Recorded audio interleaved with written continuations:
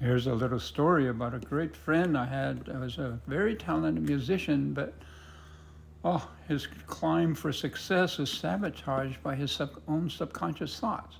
So his father was very tough on him. He didn't like his father at all because the father kept saying, "You being an artist, a musician, what do you have to say that's so important? You know, you're never going to make money on it. You're never going to make any money." Anyway, that was pounded in him, and he just spent a good part of his formative years trying to break out of it because he wanted to be a musician. He was naturally talented. He played the saxophone and everything. And eventually, well, through the years, as much as he disdained that idea of the commerce and everything, something got into him. It's all subconscious now, because on the outside he'd say, "Nah, I hate my father for doing that," and just condemned him and all this. And he knew the value of, no, an artist has to follow their vision and not get sucked in by money and all that stuff. And he spent years perfecting his demo tape and so on. And when I heard it, it's like, wow, it was so commercial. It was bland. I knew he was a way better musician. He was kind of a progressive jazz guy. And I asked him about it, and he says, "Well, you know," and then it comes out like, "No, I got to first, I got to make some money, and then once I'm established and make money, then I can really do my stuff."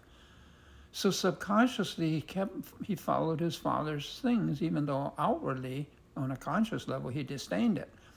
And so he never got to do his real music. He was in a great band for a while too, you know, with John Densmore, who was the drummer for the Doors. I mean, he could have gone up and up, and part of him was always trying to prove himself, and a little self-importance got in the way too. You know, he says, "Why should John Densmore get all the credit? You know, I'm the one that composed the music," and so on.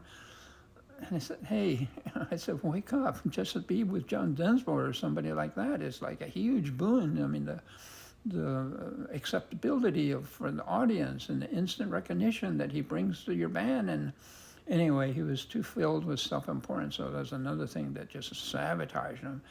And subconsciously, he knew he had to make it money-wise. You know, like if he just stuck to his art, it would have been fine. But he never did. And unfortunately, he never got to do his music, and he died early. I don't know why, but anyway, that's what happened. So really mind your subconscious thoughts.